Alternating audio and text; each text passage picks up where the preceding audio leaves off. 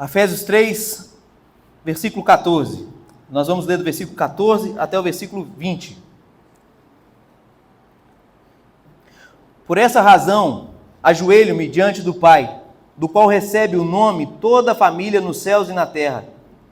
Oro para que, com as suas gloriosas riquezas, Ele os fortaleça no íntimo do seu ser, com poder, por meio do seu Espírito, para que Cristo habite no coração de vocês, mediante a fé.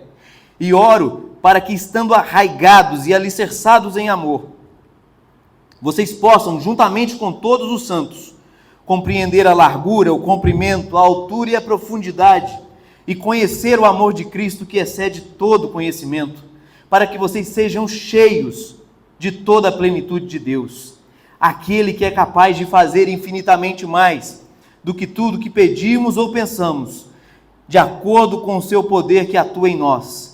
A Ele seja a glória, na igreja e em Cristo Jesus, por todas as gerações, para todos sempre. Amém.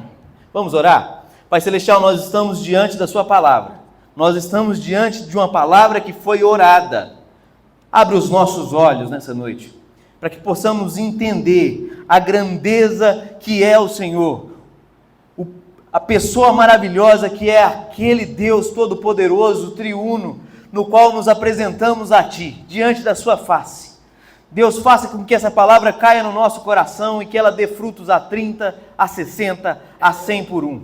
Em nome de Jesus, que o diabo não roube ela das nossas vidas e que ela nos deixe transformados para a glória e louvor do Seu santo nome. Em nome de Jesus. Amém. No versículo 1 aqui, a gente viu que do versículo 1 ao versículo 13, foi como Paulo fazendo um parênteses. Porque ele começa lá no versículo 1 dizendo assim, olha, por essa razão oro, eu, Paulo, prisioneiro de Cristo, em favor de vocês gentios. E aí ele abre o parênteses. Certamente vocês ouviram falar da responsabilidade, ele começa a mostrar qual era o chamado dele. E o que o chamado dele anunciava, expunha, pregava. Quais eram as boas novas que ele tinha sido incumbido, de levar aos gentios. E aí ele abre esse parênteses, e ele fecha o parênteses no versículo 13, e agora ele vai fazer aquilo que ele tinha se proposto no versículo 1. Ele falou que ia orar, só que ele não orou, ele explicou o chamado dele. Ele explicou a pregação dele de modo resumido. Ele explicou o capítulo 2 de uma forma resumida. E o que ele explicou? O que Paulo tinha sido incumbido de fazer? Anunciar que através da morte e ressurreição de Jesus, Deus estava fazendo, nos dando uma nova vida, porque nós estávamos mortos em nossos delitos e pecados. E ele veio dizer também que Deus, em sua multiforme sabedoria, uma sabedoria que os santos, apóstolos e profetas, e nem mesmo os anjos, conseguiram compreender sobre o plano de Deus, que era a igreja. Os profetas do Velho Testamento, eles profetizaram sobre a vinda de Jesus, sobre o reino de Jesus, mas eles nunca conseguiram entender como é que Deus ia resolver o problema do nosso pecado, ia juntar em um corpo só judeus e gentios. Isso era um mistério para os profetas. Eles não perceberam isso sobre o plano de Deus, porque esse mistério estava oculto, essa sabedoria estava oculta com Cristo em Deus. Somente a Trindade havia elaborado esse plano lá antes da fundação do mundo. E Paulo louva a Deus por esse plano no versículo 3 até o versículo 14 de Efésios capítulo 1, quando ele fala: bendito Deus e Pai de nosso Senhor Jesus Cristo, que nos tem abençoado com toda sorte de bênçãos espirituais nas regiões celestiais em Cristo Jesus, pelo que nos escolheu nele, antes da fundação do mundo, para sermos santos e irrepreensíveis perante ele, e em amor nos predestinou para a adoção de filhos. Veja, aí Paulo mostra o plano da Trindade antes da fundação do mundo, como Deus nos abençoaria em Deus Pai, em Deus Filho e em Deus Espírito Santo, que o Pai planejou a nossa salvação, que o Filho executou a nossa salvação e que o Espírito Santo comunica a salvação, nos selando o coração. Antes da fundação do mundo, ele arquitetou isso tudo, e Paulo não ensina isso, ele fica maravilhado, ele começa a gastar tinta para escrever a carta já louvando a Deus. E quando dá no versículo 15 do capítulo 1, ele começa a orar. E ele ora para que Deus ilumine os nossos olhos, para que a gente veja o quão abençoados somos. E não só vejamos o quão abençoados somos, mas ele ora para que tenhamos o poder, o mesmo poder que tirou Jesus dos mortos, para vivermos todas as bênçãos que Deus planejou para vivermos. E aí ele entra no capítulo 2 dizendo: Deus tem uma nova vida para vocês, gentios. Porque antes Deus tinha um plano para os judeus. E ele mostra que em Cristo Jesus, não só os judeus, o povo que Deus escolheu, o povo que Deus formou a partir de Abraão, é que são abençoados e têm promessas. Mas não, Deus tem uma nova vida, até mesmo para os próprios judeus, porque Deus havia prometido uma nova aliança para os judeus, e até mesmo para os gentios, existe uma nova vida. E não só uma nova vida, mas existe uma nova humanidade sendo formada, existe uma nova comunidade, existe um novo povo, um novo jeito de ser humano, que é a igreja. E aí ele mostra no capítulo 2, dizendo que em Cristo Jesus foram reunidos judeus e gentios no mesmo corpo. Nós não somos mais estrangeiros, nós não mais somos órfãos, nós temos agora um Pai. Ele reuniu em um só corpo judeus e gentios. Por isso, na igreja, não existe diferença entre homem e mulher, entre escravo e livre, entre patrão e empregado, entre pobre e rico, porque todos nós somos um em Cristo Jesus. E ele mostra que esse plano de nos abençoar não é apenas a nós humanos, mas que em Cristo Ele está encabeçando uma nova criação. E se a gente observar o mundo é um caos, a criação é um caos, por causa do pecado. Deus criou tudo bom, Ele foi conferindo tudo que Ele criou e foi dizendo: é bom, é bom, é bom, é bom, é bom. Eu disse na semana passada para vocês que eu estou assistindo Largados e Pelados, né? Aquilo é uma beleza. Porque tem gente que defende, nossa, eles quase cultuam a criação. Se te largar no meio do mato, pelado, meu filho, você vai ver o que é sofrimento. Nada na criação está cooperando para o nosso bem, não, gente. Pernilongo, bicho hostil, bicho venenoso, árvore venenosa, tudo teve que... Imagina Adão. Só que Deus ainda foi melhor do que esse programa. Porque Deus não largou Adão pelado. Cobriu Adão, fez roupa para Adão e Eva antes de expulsar eles do jardim. O jardim era um pequeno pedaço de terra, com tudo cultivado e florescido. O resto era deserto. Adão e Eva tinham que fazer o jardim, que era o templo de Deus, onde Deus visitava, onde Deus habitava, crescer e encher toda a terra. Quando eles foram expulsos do templo, que era um jardim, Deus falou para ele: agora você vai ter que comer do suor do seu rosto, e a terra não vai trabalhar a seu favor, ela vai produzir espinhos e abrolhos. É igual aquela música do Caetano, né? Caiu no mundo sem documento, eu esqueci o resto aqui agora. Calor, frio, suscetível à morte. Então, é legal assim, esse programa, porque mostra como o pecado distanciou a criação dos seres humanos, que Deus criou para sujeitar a criação. Houve um divórcio, houve um abismo entre a criação e o ser humano. Paulo diz lá em Romanos 8 que a criação está sujeita à vaidade, à nulidade. E aí é bom observar também, eu gosto de observar o comportamento humano. Como 2 ou 3 pessoas, largados e pelados no meio do mato, eles não conseguem conviver bem um com o outro. Tretam por causa de qualquer coisinha. Brigam por causa das maiores bobagens. E eles têm que sobreviver ali durante X tempo. Então mostra também como existe inimizade entre um ser humano e outro. Olha aí, esse curso mesmo dos temperamentos que a gente vai fazer aí nesse tempo agora no mês dos namorados, é para mostrar, você já tem relacionamento, você já observa que existem algumas inimizades, algumas discordâncias. Como é que a gente faz a paz? A gente descobre que a mulher, depois de casado, funcionava assim, que eu funciono do outro. E como é que agora encaixa? Porque Deus tem um senso de humor maravilhoso, né? Colocar duas criaturas completamente diferentes, com gostos completamente diferentes, para viver harmonicamente e em paz. E o casamento mesmo acaba sendo um símbolo dessa harmonia que Deus está refazendo. E não só conseguem viver mal uns com os outros, mas a gente observa que o ser humano não consegue compreender o seu modo próprio de ser.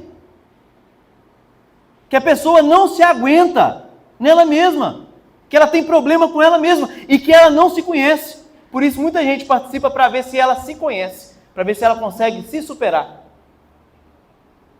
E outra, mostra como o pecado causou um divórcio não só nas nossas emoções, na nossa psique, no nosso espírito, mas também no nosso corpo. O nosso corpo também não nos obedece às vezes. Sim ou não? Então você observa que buraco sem fundo que a gente está caindo nele, como o ser humano precisa de um Salvador. E Paulo está aqui dizendo o Evangelho, a morte, a encarnação, a vida, a morte, a ressurreição de Jesus é para que Ele refaça todas as coisas, para que Ele mostre, para que a criação passe a trabalhar também para o nosso bem, para a glória de Deus, para nos integrar novamente na criação, para nos integrar novamente uns com os outros, para nos integrar em nós mesmos. Por isso, paz. Por isso Paulo vai dizer lá no capítulo 2 de Efésios que Jesus veio e anunciou a paz, o shalom, a reintegralidade de novo. Então, através da mensagem, através da pregação do Evangelho, Deus traz para nosso coração uma nova vida. E a inimizade que nós tínhamos com Deus, ela foi resolvida por meio de Jesus. E que Deus agora está trabalhando em nós com maturidade, nos reintegrando novamente. E que agora nós temos uma missão, e que em breve Jesus voltará e resolverá todas as coisas. Amém?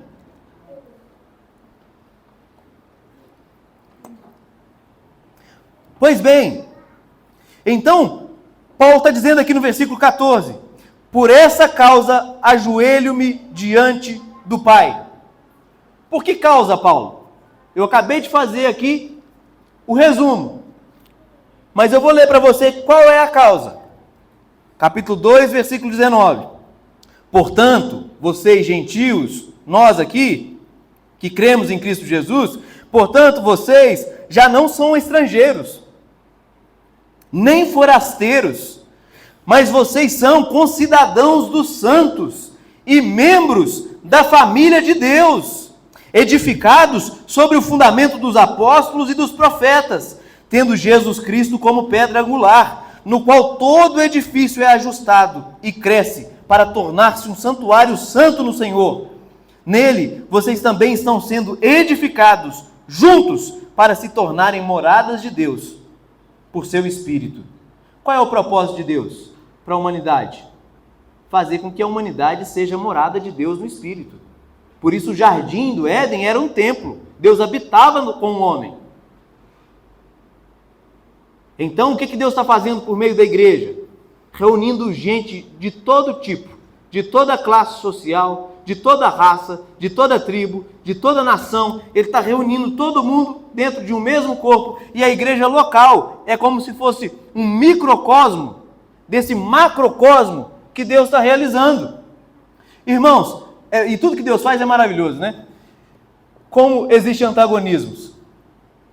O que Deus está fazendo dentro do nosso coração e nos reunindo como igreja, vencendo o caos, a igreja consegue ser a obra, a evidência da salvação, da bênção, da graça, da paz de Deus. Mas ela também consegue ser o pior lugar do mundo.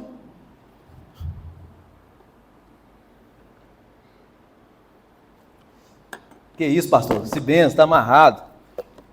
Ela consegue ser o pior lugar do mundo. Por quê? Está todo mundo que vem para a igreja, a gente vem porque a gente precisa de Deus. Está todo mundo como um caco. Está todo mundo quebrado. Está todo mundo arrebentado. Porque a gente já não entende mais o nosso próprio modo de agir. Pode observar que muita gente que não percebe a gravidade do pecado, quando eles pensam que a vida está muito boa, eles se afastam de Deus. de alguma forma sinônima, se afastam da igreja. Ou seja, na igreja a gente está cheio de trapo, a gente está cheio de ruga, a gente está todo amarrotado, a gente está cheio de problema. Por isso consegue ser o pior lugar do mundo. Vocês entendem isso? Às vezes as pessoas falam assim, lá naquela igreja, criticam geralmente nesse tom. Nunca pelo que é pregado e o esforço de viver, mas como é o comportamento das pessoas. Não existe igreja perfeita, porque não existe ser humano perfeito.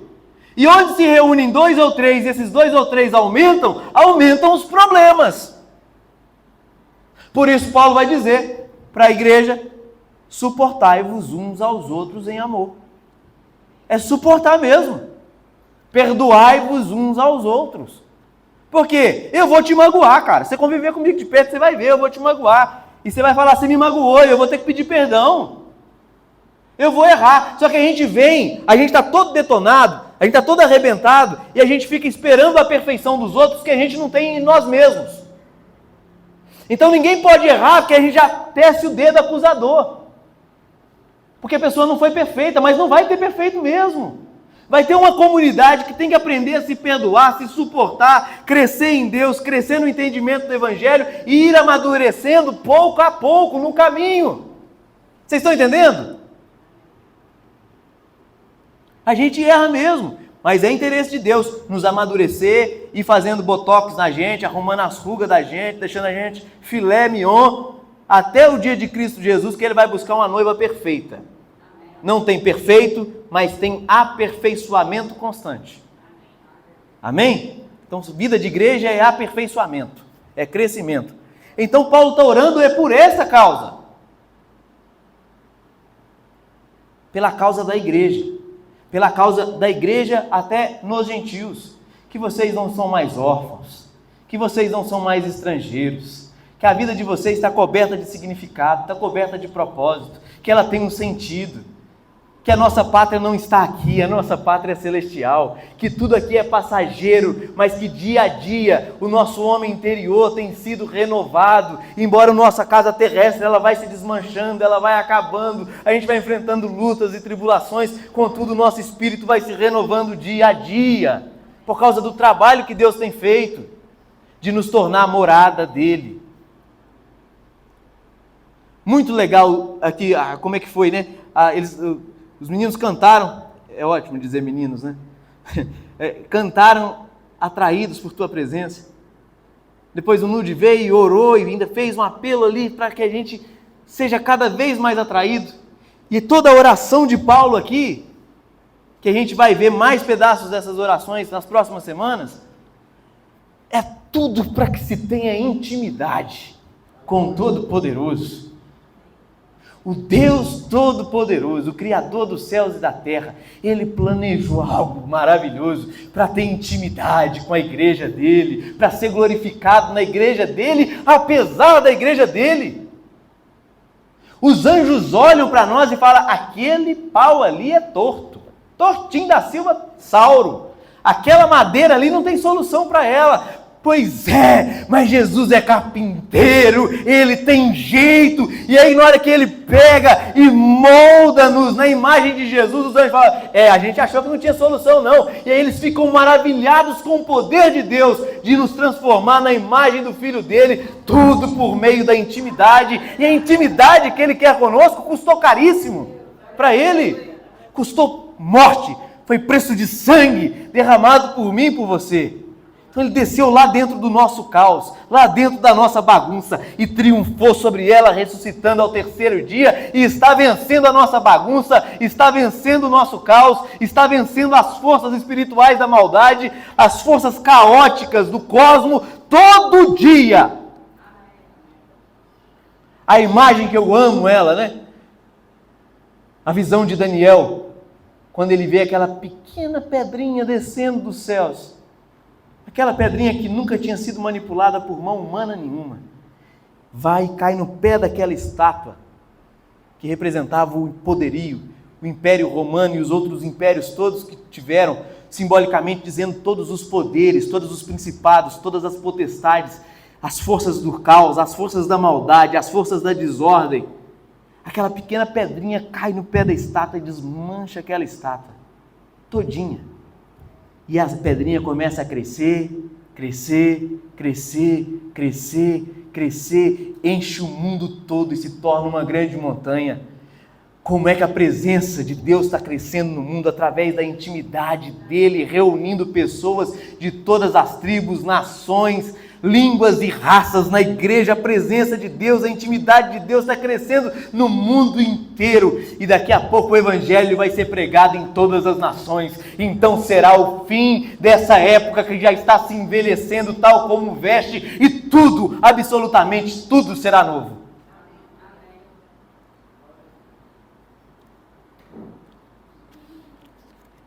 Então, Paulo está dizendo aqui, olha, por esta razão, a razão de ser da igreja, a razão do sentido para cada membro do corpo de Cristo funcionando dentro desse plano maravilhoso. O que Paulo faz? Ele se ajoelha. Não era comum um judeu orar de joelho. Se você observar, eles oravam na Bíblia, você vai ver que eles oravam mais de pé do que de joelho. Quando eles se ajoelhavam, era porque era um momento de tanta intensidade, de tanta reverência, de tanto quebrantamento, e eles caíam diante de Deus de joelho. Algumas pessoas, algumas denominações, infelizmente até hoje, elas falam, orar é só de joelho, orar é assim, orar é assado. Na Bíblia tem oração de joelho, tem oração em pé, tem oração com mão levantada, tem oração prostrada, com a cara na terra mesmo, com a cara no pó, deitado no chão. Tem oração de todo jeito. O problema não é o que você faz com o corpo, porque não adianta você ajoelhar o seu corpo e o seu coração não está rendido, não está ajoelhado, não vale de nada. Foi a acusação de Jesus aos fariseus. Cara, vocês louvam com os lábios, vocês se ajoelham, vocês fazem tudo no estereótipo, mas o coração está longe, o coração não está voltado para aquilo, não está naquilo que está se fazendo. Então, mas Paulo aqui, diante da grandeza do plano de Deus, diante da grandeza das bênçãos de Deus na nossa vida, que Deus está fazendo nas nossas vidas, na vida da igreja, ele então cai de joelhos diante do Pai. E ele cai de joelhos perante a face de Deus. Paulo sabia o Deus no qual ele estava diante dele. Na semana passada nós vimos aqui no capítulo 3 que nós devemos chegar diante de Deus com confiança. E eu disse que o significado dessa palavra aqui no grego é que nós devemos chegar diante de Deus e falar com Ele abertamente, porque nós agora temos acesso a Deus. Todas as religiões querem criar uma forma de ter acesso a Deus, mas ninguém consegue ter acesso a Deus. Deus mesmo abriu o caminho, um novo e vivo caminho, por meio do sangue de Jesus.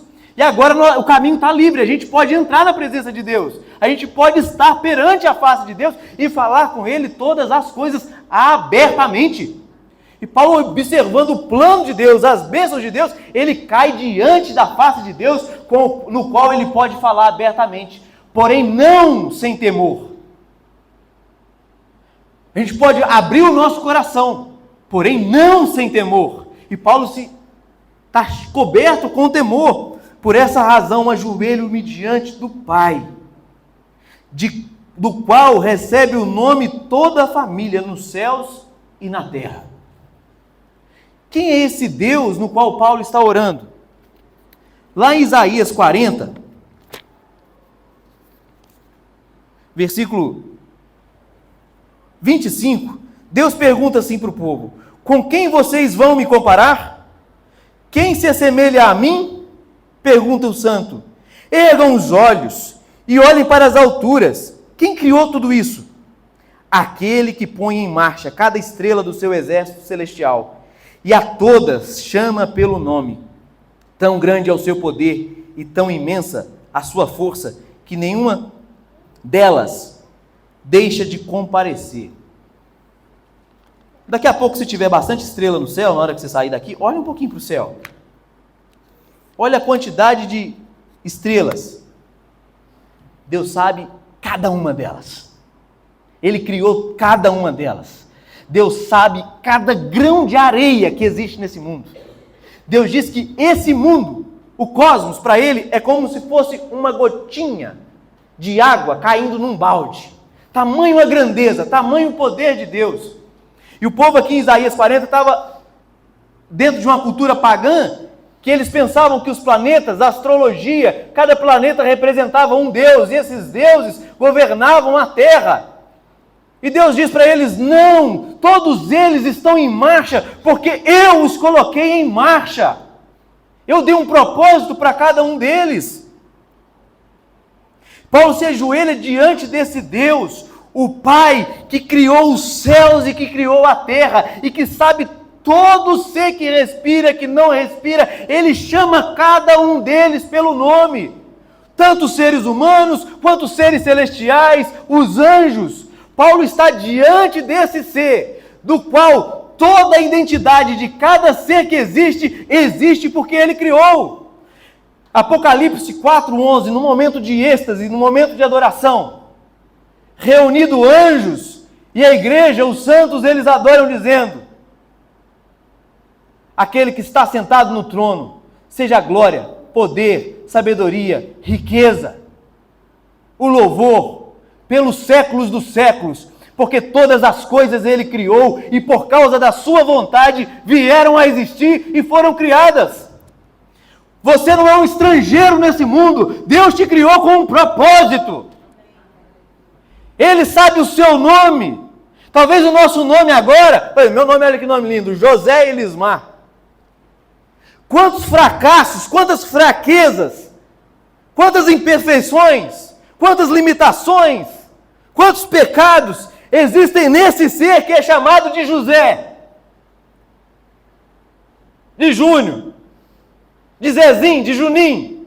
Quantas? Mas ele tem um novo nome, uma nova forma de ser, preparado para mim.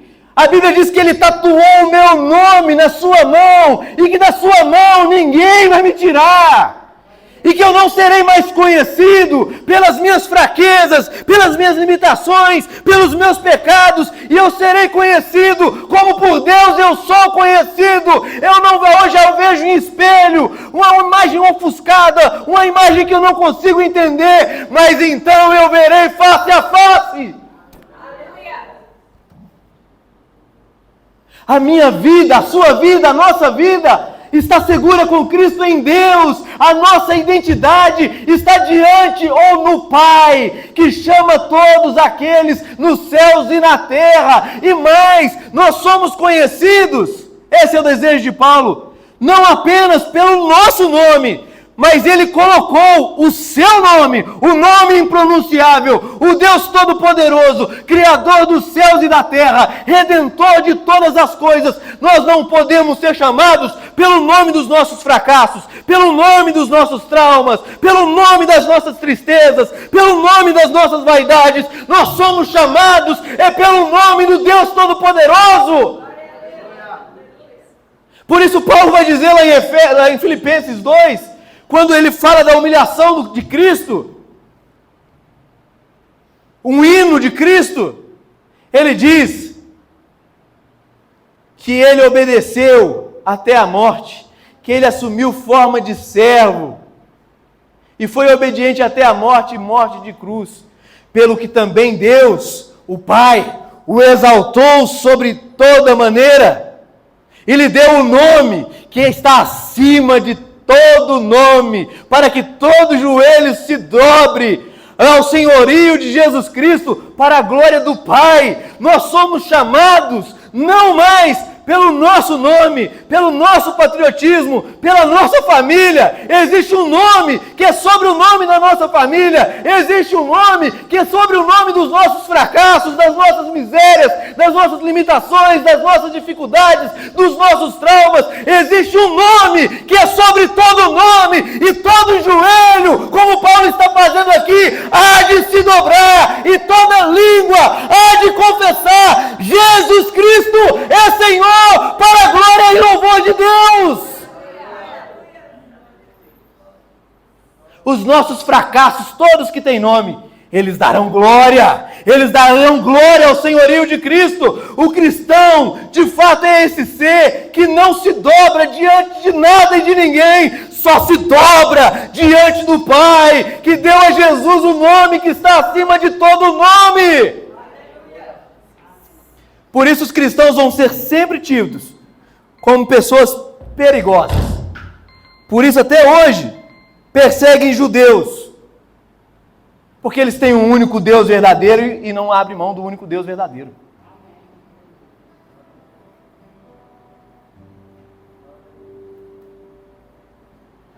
Você vê a riqueza que tem em 2 versículos tão pequenininhos. Por essa razão, ajoelho-me diante do Pai. E Paulo tinha dito aqui já no capítulo 3, no versículo 9, que Deus criou todas as coisas. E é diante desse Deus que ele se ajoelha.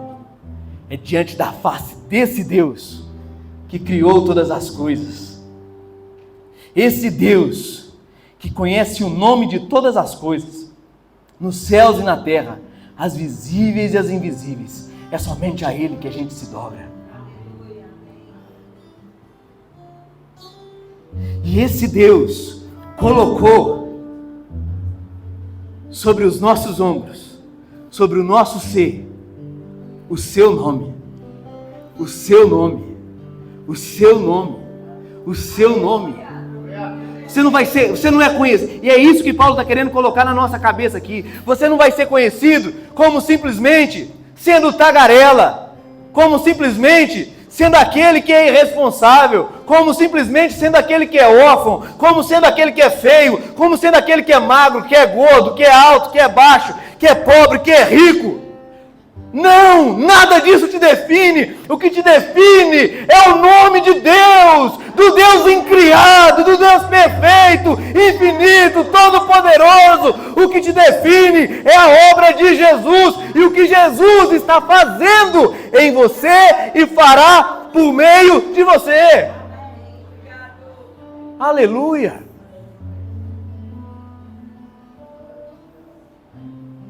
Deus é glorioso, né, gente? Deus é glorioso. Vamos nos colocar em pé?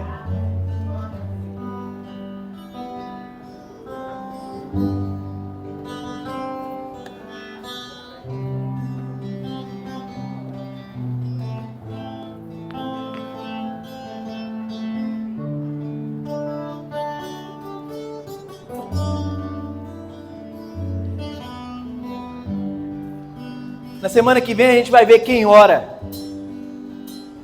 E por que orava daquele jeito, o que ele estava vendo para orar daquela forma.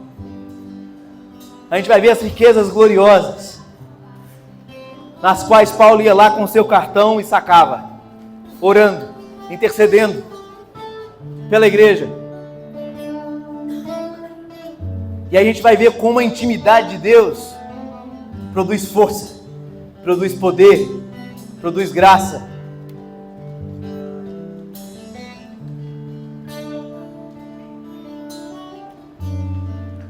Curve sua cabeça.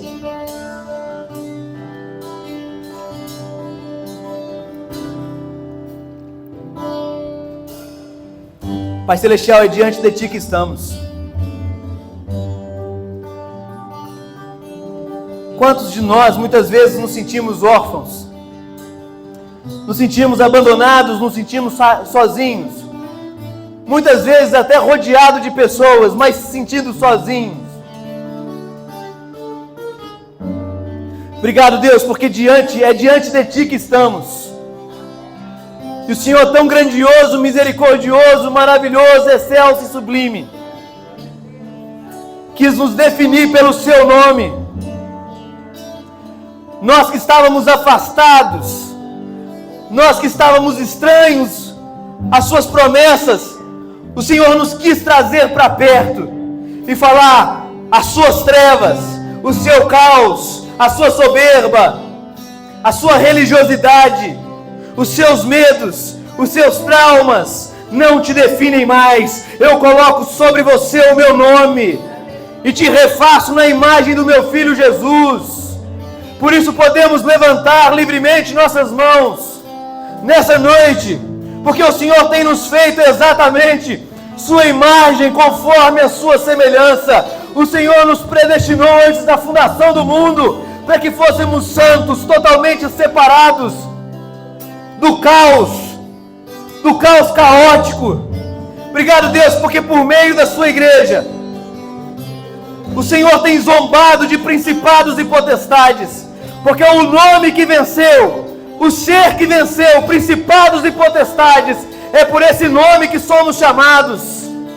Nós reconhecemos que a nossa luta não é contra carne e sangue, e sim contra principados e potestades, todos vencidos, todos despojados na obra da cruz. Eu direciono minha palavra para você que tem passado tribulação, que tem passado dificuldade e às vezes não tem visto esperança, que tem sido assediado com a tentação de um movimento de querer chutar o balde de tudo, ainda que não tenha mais para onde ir. A igreja, sim, você é eleito de Deus, você passa por tribulação nesse mundo, mas eu digo a você que você vai vencer cada uma delas por meio daquele que te amou. Jó, no meio do sofrimento, que o nosso não chega nem da beirada do sofrimento de Jó, enlutado por 10 filhos, largado por amigos, perdeu tudo e seu corpo estava com chagas. Jó não entendia o que estava acontecendo. Jó não sabia o que estava acontecendo. Ele não viu uma conversa que teve lá no começo, quando Deus fala para o diabo assim: você viu a graça, o meu poder no meu servo Jó? E o diabo fala para Deus: mas também você rodeou ele com tudo de bom. E aí Deus fala para o diabo assim: a minha graça é invencível, a minha graça é insuperável, pode tocar nele do jeito que você quiser, menos na vida dele, e você vai ver a minha graça te vencer.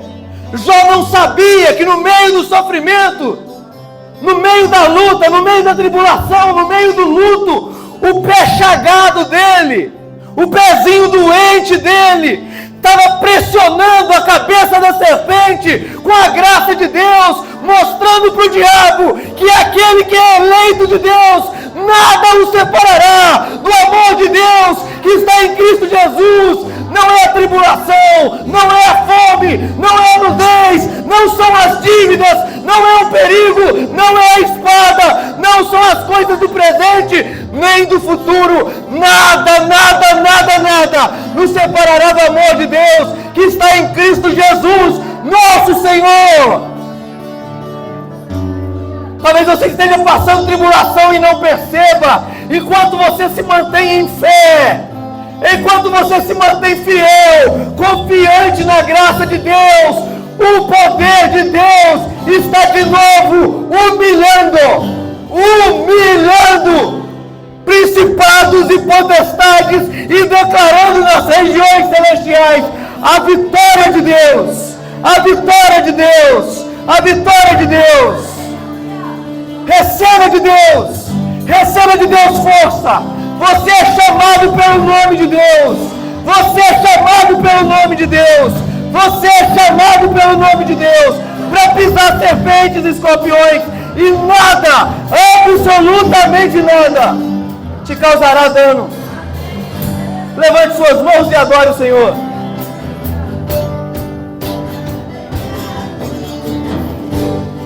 Esse mundo de tão areia,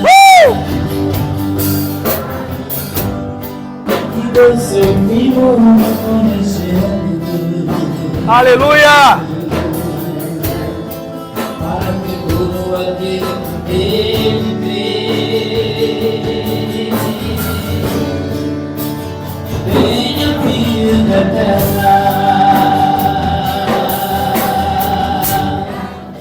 E ele se fez carne. Aleluia! E habitou entre nós, cheio de graça. Aleluia! Cheio de verdade. Aleluia!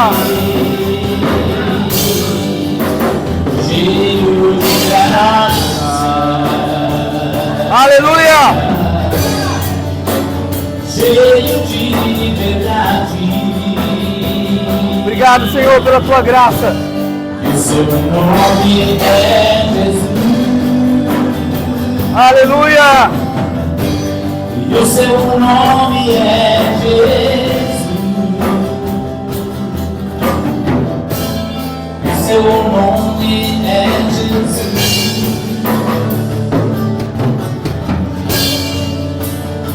Paixão. Te amo, Jesus.